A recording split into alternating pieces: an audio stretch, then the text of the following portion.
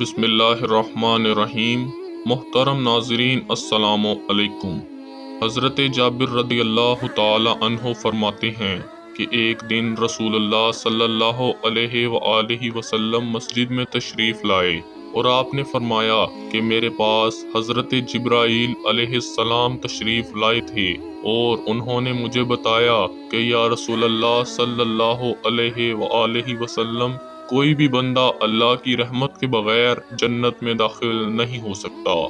اس کے بعد حضرت جبرائیل علیہ السلام نے بنی اسرائیل کے ایک عابد شخص کا واقعہ سنایا۔ فرمایا کہ بنی اسرائیل میں ایک عابد شخص رہا کرتا تھا۔ وہ اپنے شہر سے الگ ہو گیا اور صرف اللہ تعالیٰ کی عبادت کے لیے اس نے ایک جگہ کا انتخاب کیا اور آبادی سے دور پہاڑوں میں اپنا ایک ٹھکانہ بنا لیا۔ پچھلی امتوں میں یہ رواج تھا کہ جب کسی کو اللہ کا قرب حاصل کرنا ہوتا تھا تو وہ اپنے رشتہ داروں اور اہل عیال کو چھوڑ کر پہاڑوں میں جا کر اللہ کی عبادت کرنے لگ جاتا تھا، لیکن اسلام اس بات کا ہرگز حکم نہیں دیتا، کیونکہ اسلام حقوق اللہ کے ساتھ حقوق العباد کا بھی درس دیتا ہے، رشتہ داروں پڑوسیوں کے حقوق ادا کرنے پر زور دیتا ہے۔ خیر، وہ بندہ پہاڑوں میں جا کر اللہ کی عبادت میں مصروف ہو گیا۔ اس زمانے میں لوگوں کی عمریں بھی بہت زیادہ ہوتی تھیں۔ وہ عبادت میں لگا رہا۔ اللہ تعالیٰ نے اپنے فضل سے اس کے کھانے کا انتظام کر دیا۔ پہاڑی میں ایک چشمہ جاری فرما دیا اور انار کا ایک درخت وہاں اگا دیا۔ جب یہ بندہ عبادت سے فارغ ہوتا تو درخت سے ایک انار کھا لیتا اور چشمے سے پانی پی کر پھر عبادت میں لگ جاتا۔ یہاں تک کہ ایک روایت میں آتا ہے کہ یہ سلسلہ 500 سال تک چلتا رہا۔ وہ 500 سال تک اللہ تعالیٰ کی عبادت کرتا رہا۔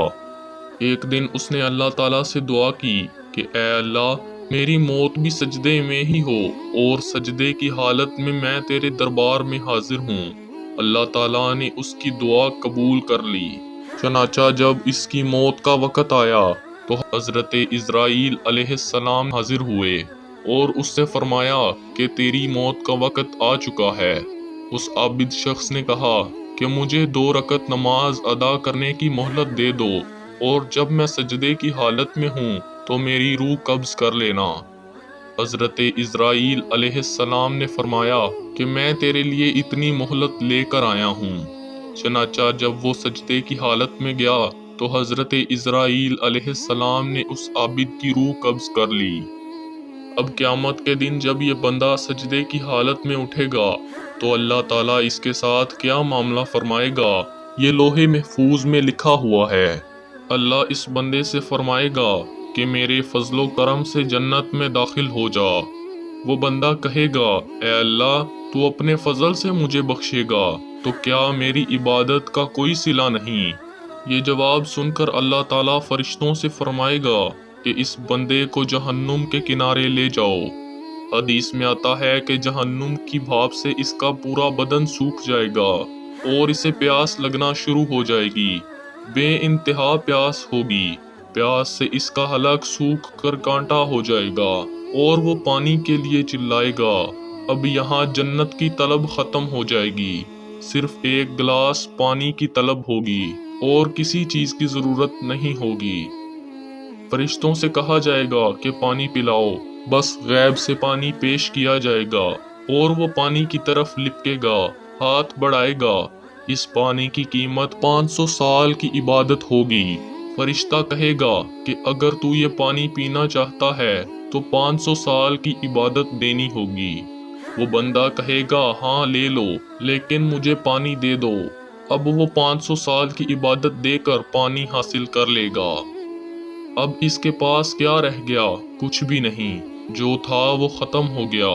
اب اللہ تعالیٰ کی طرف سے سوال ہوگا کہ تیری جو 500 سال کی عبادت تھی وہ پانی کے ایک گلاس کی اوز ختم ہو گئی، اور جو تو نے ہمارے انار کھائے، چشمے کا پانی پیا، اس کا کیا ہوگا؟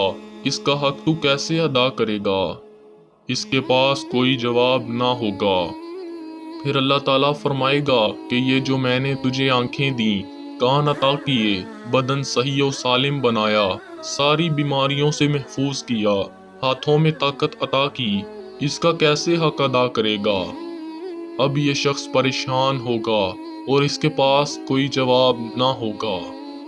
ایک روایت میں آتا ہے کہ اللہ تعالیٰ اس کا جواب سن کر میزان لگائے گا اور اس کی 500 سال کی عبادت کو ایک پلڑے میں رکھے گا، اور اللہ تعالیٰ نے جو اس کو نعمتیں عطا کی تھیں ان میں سے ایک آنکھ کو دوسرے پلڑے میں رکھے گا۔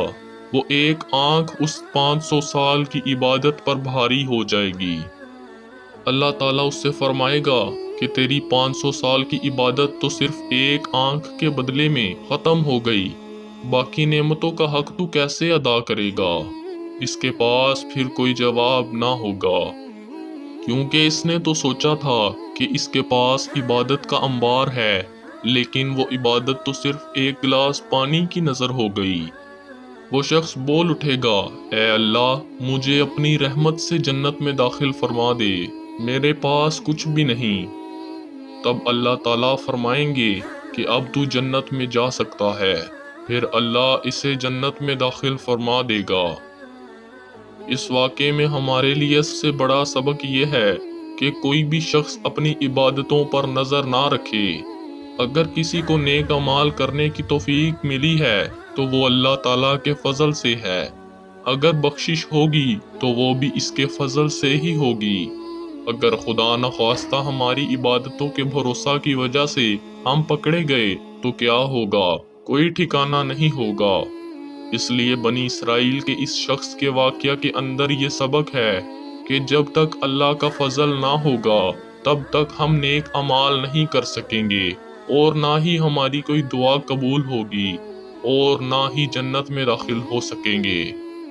اس لیے ہمیں چاہیے کہ نیک اعمال کرنے کے بعد بھی فضل الہی اور رحمت الہی کے طلبگار رہیں۔ اللہ تعالی ہم سب کو نیک اعمال کرنے کی توفیق عطا فرمائے، آمین۔